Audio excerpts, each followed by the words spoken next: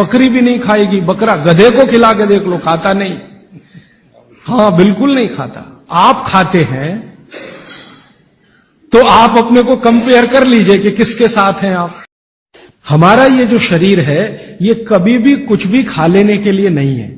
तो भागवती जी कहते हैं कि जब जठर में अग्नि सबसे ज्यादा तीव्र हो उसी समय भोजन करें तो आपका खाया हुआ एक एक अन्न का हिस्सा पाचन में जाएगा और रस में बदलेगा, और रस में से मांस, मज्जा, रक्त, वीर्य, मल, मूत्र, मेद और आपकी अस्थियां, इनका विकास होगा। तो कभी भी कुछ ना खाएं। ये पद्धति भारत की नहीं है, ये यूरोप की है। यूरोप में डॉक्टर्स हैं, वो हमेशा कहते हैं कि थोड़ा थोड़ा खाते रहो, कभी भी खाते रहो।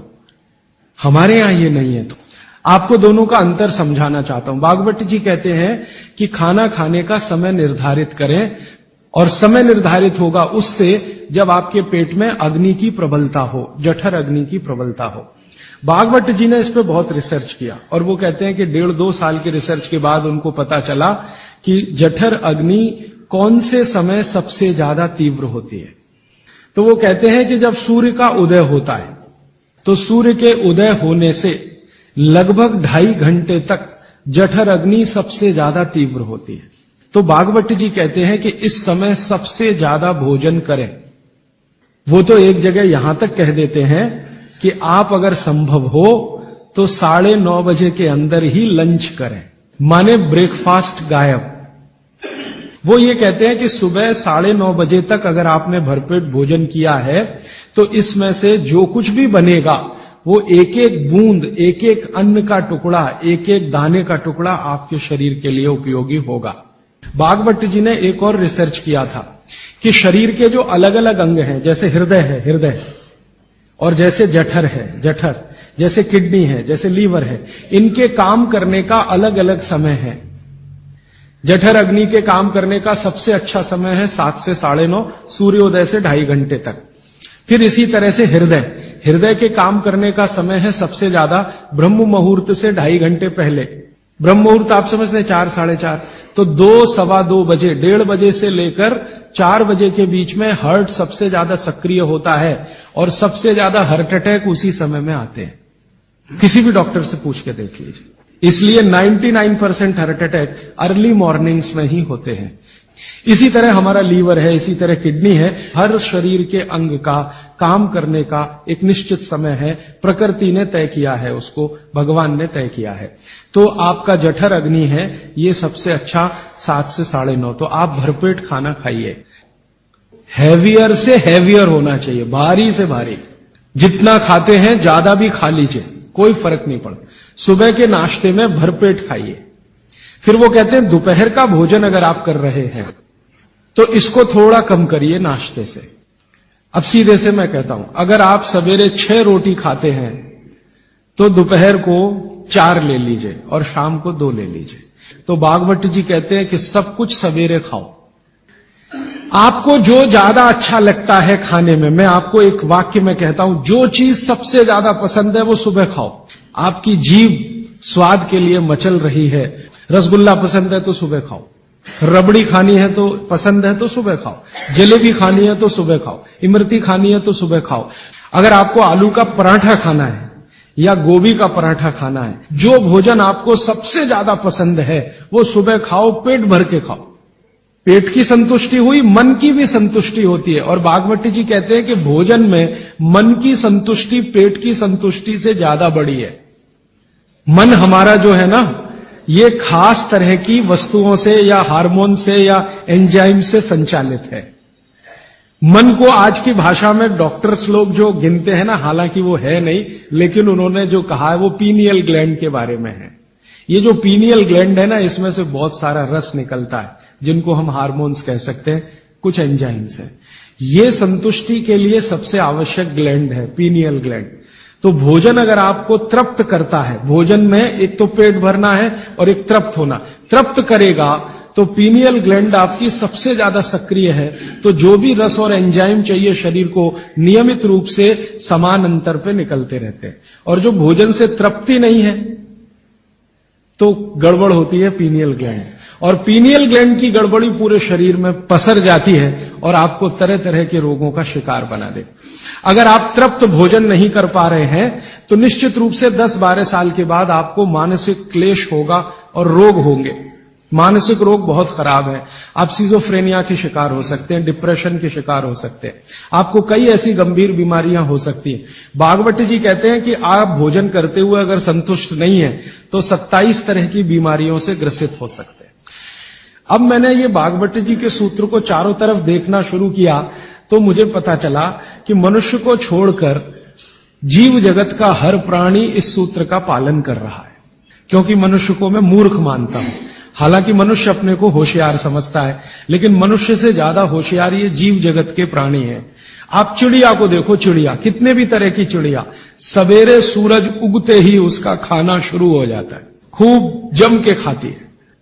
तो ये सारे जानवर, सारे जीव जंतु, आप सांप को देखो, बिच्छू को देखो, कीड़ी को देखो, चींटी को देखो, चींटे को देखो, सब जानवर, सब जीव जंतु जो हमारी आंखों से दिखते हैं, जो नहीं भी दिखते हैं, ये सबका भोजन करने का समय सवेरे सूर्योदय का ही है।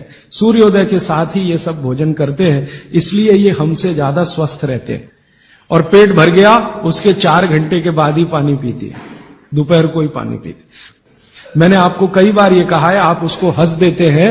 किसी भी चिड़िया को डायबिटीज नहीं होता, किसी भी बंदर को हार्ट अटैक नहीं आता। बंदर तो आपके नजदीक है ना शरीर रचना में, बस बंदर और आप में एक ही अंतर है कि उसको पूंछ है, आपको नहीं है। बाकी सब कुछ एक ही है। आपका हृदय बंदर का हृदय, आपका लीवर बंदर का लीवर, आपकी किडनी बंदर की किडनी, सब कुछ समान है। मां का गर्भाशय, बंदरिया का गर्भाशय, सब समान है। मेरे एक बहुत अच्छे मित्र हैं डॉक्टर रविंद्रनाथ शानबाग, कर्नाटक में एक उडुपी नाम की जगह है, वहां रहते हैं। बहुत बड़े प्रोफेसर हैं, मेडिकल कॉलेज में काम करते हैं। उन्होंने एक बड़ा गहरा रिसर्च किया। उन्होंने कहा कि मैंने जिंदगी भर, माने 15-16 साल उन्होंने एक रिसर्च किया कि बंदर को बीमार बनाओ, क्योंकि उन्होंने बहुत सारे वैज्ञानिकों से यह सुन रखा है कि बंदर बीमार नहीं होता और बीमार होगा तो मरेगा ही, जीवित नहीं रहेगा। वो कहते हैं कि मैं 15 साल असफल रहा, बंदर को कुछ नहीं हो सकता। वो कहते हैं कि मैंने बहुत कोशिश किया कि उसके ब्लड का कोलेस्ट्रॉल बढ़ा दूं, बढ़ता ही नहीं। तब उन्होंने एक दिन रहस्य की बात बताई, वो आपको भी मैं बता देता हूं कि बंदर का जो ब्लड है ना, उसका RH फैक्टर दुनिया में सबसे आदर्श है। और आपका RH फैक्टर जब नापता है ना कोई डॉक्टर, तो बंदर से ही कंपेयर करता है, वो बताता नहीं आपको, ये अलग बात है। तो वो प्रोफेसर साहब कहते हैं यार ये सब एक ही चक्कर है कि बंदर सवेरे ही सवेरे भरपेट खाता है, जो आदमी नहीं खा पाता। तो वो प्रोफेसर रविंद्रनाथ शानबाग ने कुछ अपने मरीजों को कहा कि देखो भैया, बंदर की तरह से खाओ, माने सुबह सुबह भरपेट खाओ। कि जब से उन्होंने सुबह भरपेट खाना शुरू किया, किसी की डायबिटीज माने शुगर कम हो गई, किसी का कोलेस्ट्रॉल कम हो गया, किसी के घुटने का दर्द कम हो गया, किसी के कमर का दर्द कम हो गया, किसी का कुछ, गैस बनना बंद हो गई, पेट में जलन होना बंद हो गई, नींद अच्छी आने लगी, वगैरह वगैरह। तो समय मैंने आपको बता दिया, सूरज उगा और 2.5 घंटे तक, माने 9:30 बजे तक, ज्यादा से ज्यादा 10 बजे तक आपका भोजन हो जाना चाहिए। और ये भोजन तभी होगा जब आप नाश्ता बंद करेंगे। ये नाश्ता हिंदुस्तानी चीज नहीं है, ये अंग्रेजों की है। और आप जानते हैं ना हमारे यहां चक्कर क्या चल गया, नाश्ता थोड़ा कम करेंगे, लंच थोड़ा ज्यादा करेंगे, डिनर उससे भी ज्यादा करेंगे। सवा सत्यानाश, एकदम उल्टा। भागवत जी कहते हैं कि नाश्ता सबसे ज्यादा करो, लंच उससे कुछ कम करो, डिनर सबसे कम करो। ये अंग्रेज और अमरीकियों के लिए नाश्ता कम है। कारण पता है? वो लोग नाश्ता हल्का ही करें तो उनके लिए अच्छा है। कारण उसका एक ही है कि अंग्रेजों के देश में सूर्य नहीं निकलता, साल में 8-8 महीने तक सूरज के दर्शन नहीं होते।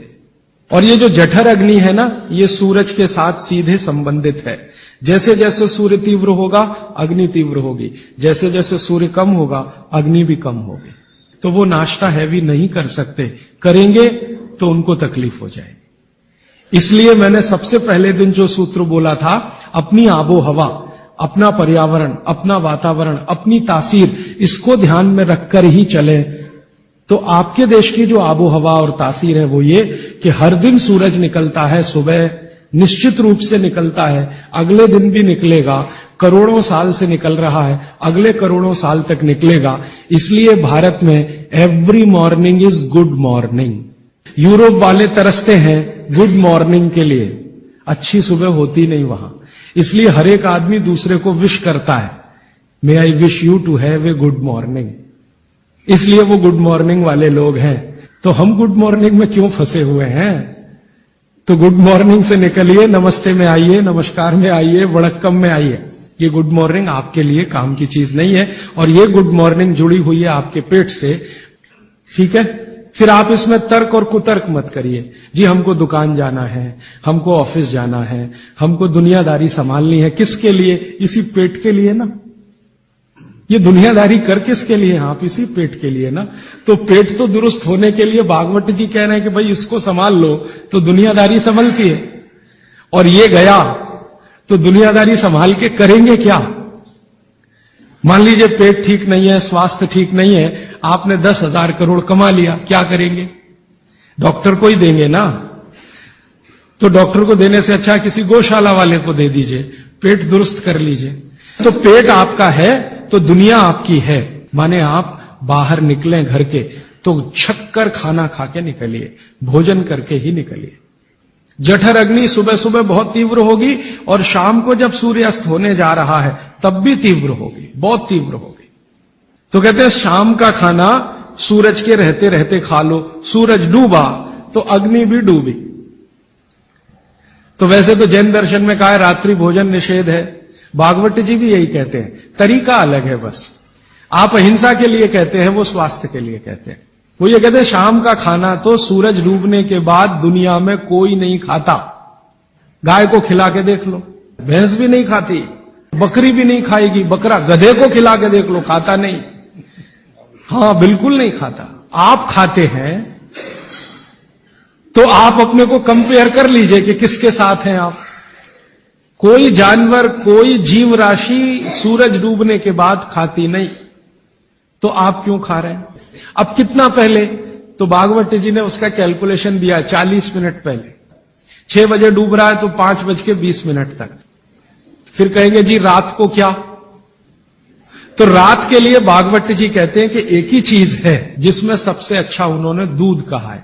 हमारे पेट में जठर स्थान में कुछ ऐसे हार्मोन्स या एंजाइम्स या रस पैदा होते हैं जो दूध को पचाते हैं।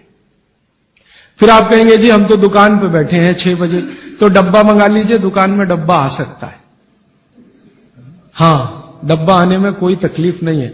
दुकान में आप 6 बजे बैठे हैं, डब्बा आपका आ सकता है। और मैं आपको हाथ जोड़कर कह रहा हूं, आप में से कोई भी डायबिटिक पेशेंट है, कोई भी अस्थमेटिक पेशेंट है, किसी को भी बात का गंभीर रोग है, आज से ये सूत्र चालू कर दीजिए। 3 महीने बाद आप खुद मुझे फोन करके कहेंगे राजीव भाई पहले से बहुत अच्छा हूं, शुगर लेवल कम हो रहा है, अस्थमा मेरा पहले से कम हो रहा है, ट्राइग्लिसराइड चेक कर लीजिए और इस सूत्र को शुरू कर दीजिए। 3 महीने बाद फिर चेक करा लीजिए, पहले से कम होगा।